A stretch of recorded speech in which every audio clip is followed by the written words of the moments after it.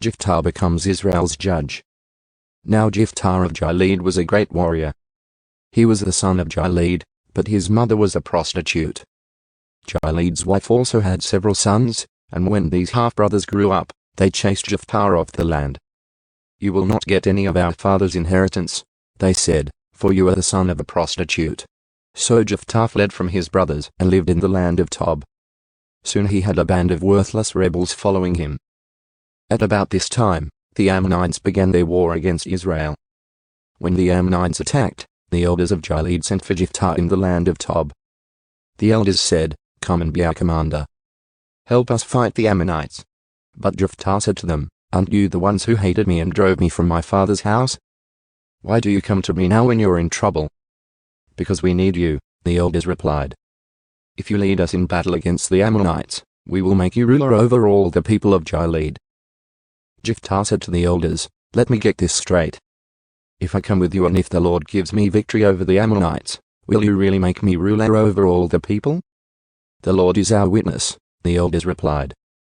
"We promise to do whatever you say." So Jephthah went with the elders of Gilead, and the people made him their ruler and commander of the army. At Mizpah, in the presence of the Lord, Jephthah repeated what he had said to the elders. Then Jephthah sent messengers to the king of Ammon, asking, "Why have you come out to fight against my land?" The king of Ammon answered Jephthah's messengers, "When the Israelites came out of Egypt, they stole my land from the Arnon River to the Jabbok River and all the way to the Jordan. Now then, give back the land peaceably." Jephthah sent this message back to the Ammonite king. This is what Jephthah says: "Israel did not steal any land from Moab or Ammon." When the people of Israel arrived at Kadesh on their journey from Egypt after crossing the Red Sea, they sent messengers to the king of Edom asking for permission to pass through his land. But their request was denied. Then they asked the king of Moab for similar permission, but he wouldn't let them pass through either. So the people of Israel stayed in Kadesh. Finally, they went around Edom and Moab through the wilderness. They traveled along Moab's eastern border and camped on the other side of the Arnon River. But they never once crossed the Arnon River into Moab, for the Arnon was the border of Moab. Then Israel sent messengers to King Sin of the Amorites, who ruled from Heshbon, asking for permission to cross through his land to get to their destination. But King Sin didn't trust Israel to pass through his land. Instead, he mobilized his army at Jahaz and attacked them. But the Lord, the God of Israel, gave his people victory over King Sin. So Israel took control of all the land of the Amorites, who lived in that region, from the Arnon River to the Jabbok River, and from the eastern wilderness to the Jordan. So you see, it was the Lord, the God of Israel, who took away the land from the Amorites and gave it to Israel. Why, then, should we give it back to you? You keep whatever your god Chemosh gives you, and we will keep whatever the Lord our God gives us. Are you any better than Balak son of Zippor, king of Moab? Did he try to make a case against Israel for disputed land? Did he go to war against them? Israel has been living here for 300 years, inhabiting Heshbon and its surrounding settlements, all the way to Aroer and its settlements, and in all the towns along the Arnon River. Why have you made no effort to recover it before now?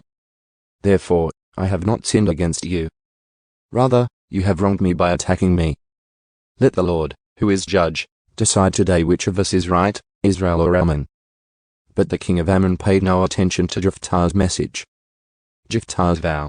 At that time the Spirit of the Lord came upon Jephthah, and he went throughout the land of Gilead and Manasseh, including Mizpah in Gilead, and from there he led an army against the Ammonites. And Jephthah made a vow to the Lord. He said, "If you give me victory over the Ammonites, I will give to the Lord whatever comes out of my house to meet me when I return in triumph. I will sacrifice it as a burnt offering." So Jephthah led his army against the Ammonites, and the Lord gave him victory. He crushed the Ammonites, devastating about 20 towns from Aroer to an area near Minnith and as far away as Abel-Keramim. In this way Israel defeated the Ammonites. When Jephthah returned home to Mizpah, his daughter came out to meet him, playing on a tambourine and dancing for joy.